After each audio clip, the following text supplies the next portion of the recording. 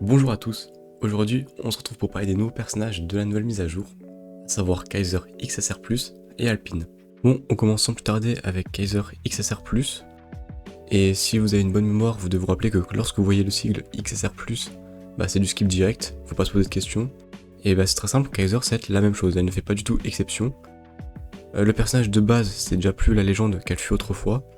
Aujourd'hui, dans l'élément bleu, elle se fait surclasser par Dawn, qui est bien meilleure. Et même sur l'aspect mono-cible attaque de base, on a White qui reste supérieur à Kaiser. Donc aujourd'hui le personnage n'est plus aussi viable que maintenant. Et même le petit buff, enfin le petit rework de sa révolution ne rend pas du tout le personnage intéressant à aller chercher. Donc ça va être un skip pour notre petite Kaiser. Et franchement, prenez-moi pour un fou, mais maintenant je vois la rareté XSR+, comme une humiliation. En fait, quand il y a eu l'annonce de Kaiser XSR+, déjà j'étais choqué parce que le rythme, faut vraiment en parler, parce qu'il est vraiment insoutenable. Mais en plus, au fond de moi, j'avais envie d'y croire en fait. Je me suis dit peut-être que le personnage va être viable parce que Kaiser elle est pas aussi dégueulasse que Jade ou Urek. Et avec une petite révolution, ça peut être sympa. Et puis ça serait le moment pour moi de pouvoir rejouer Kaiser et d'être à nouveau au sommet de la méta. Je me suis dit pourquoi pas, tu vois, j'y ai cru. Mais même pas. En fait, cette rareté de merde, elle sert juste à afficher ton personnage pour rappeler à toute la communauté à quel point ton personnage il pue la merde, il est inutilisable, que tous les personnages le surclassent. Et en plus, même avec un buff, enfin un rework, ça ne rend même pas le personnage fort. Genre, ton personnage est voué à puer la merde. C'est à ça que sert cette rareté. Et vu qu'on peut s'attendre à ce que Netmarble nous chie dessus avec tous les SSR merdiques, je vous colle que le prochain XSR+, ça va être soit Karaka, soit Sensio. Vous verrez. Je saurais pas l'expliquer, mais il y a trop une vibe de merde avec ces personnages et cette rareté, genre il y a un lien d'âme, tu vois. Bref, j'ai pas envie de m'attarder trop longtemps. Si vous voulez plus de détails, j'en parle dans ma vidéo d'avant avec XSR Urek. En vrai, les personnages sont nuls. La fin, en fait, juste changer la révolution, ça ne sert à rien. Donc, ouais. Le personnage est nul, quoi, les gars. Je peux pas défendre. C'est mon personnage préféré, mais à un moment, faut être honnête. Bref, on va passer à Alpine.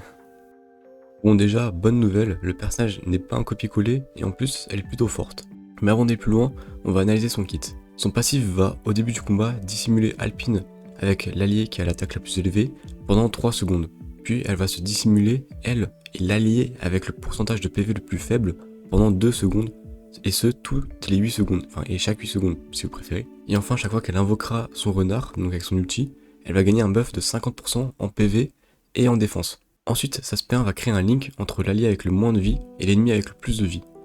L'ennemi va prendre 8% de sa vie à chaque seconde, quant à l'allié, il récupérera 8% de ses PV chaque seconde. Sa SP2 va faire de bons dégâts, mais va surtout appliquer un shred en évasion et en précision de 40%, ce qui est vraiment intéressant.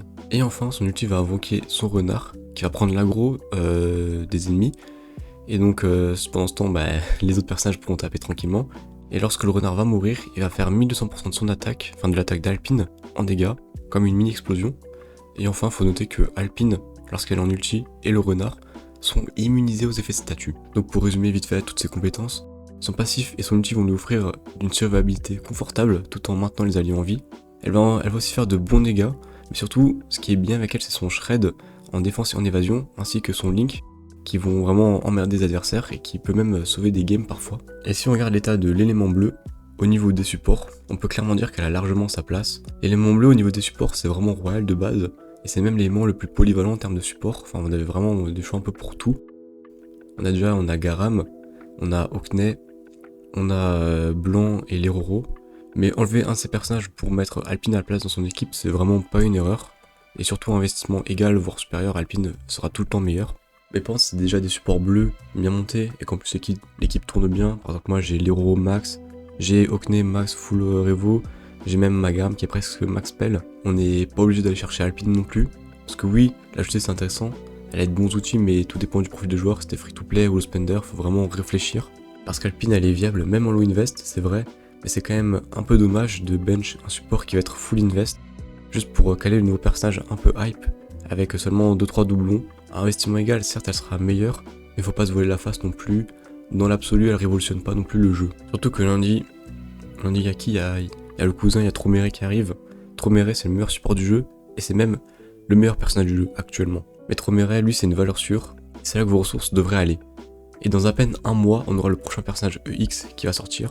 Et du coup, le vrai move intelligent pour moi, c'est d'économiser, mettre un petit peu sur Tromere sans se ruiner, et enfin garder pour le futur personnage EX. Donc voilà, c'était tout pour moi. J'essaie de faire une vidéo un peu complète, même si j'avoue qu'elle sera quand même un peu plus courte. Et puis aussi avec Kaiser, en fait, j'ai pas envie de me répéter à chaque vidéo, à chaque nouveau XSR et dire que le personnage est nul, parce que tant que les personnages seront pas fous, bah je vais pas parler pour rien, je vais juste dire le personnage est nul. Je voulais plus de détails, je vous renvoie vers la vidéo où j'explique en détail. Et puis en espérant qu'à l'avenir, Netmarble nous respecte un petit peu plus. Ensuite, concernant Alpine, bon bah le personnage est vraiment bon, comme tous les supports qui sortent. Mais bon, comme je vous l'ai dit, pas besoin de se ruiner là-dessus. Si vous avez déjà des bons personnages qui tournent, enfin des bons supports bleus qui tournent, ou même des bons supports tout court, le personnage va pas révolutionner le jeu. C'est juste que en ce moment il est hype parce que chaque fois qu'un nouveau personnage sort, bien sûr qu'il est hype. Puis dans 2-3 semaines on l'oublie. Et puis n'oubliez pas Tromere qui arrive, donc économisez. Puis économisez pour le prochain personnage EX. Encore une fois, je suis désolé, la vidéo elle est peut-être un petit peu plus courte que d'habitude, je m'en excuse. En tout cas, normalement dès la semaine prochaine, j'essaie de reprendre des vidéos un petit peu plus quali, bref.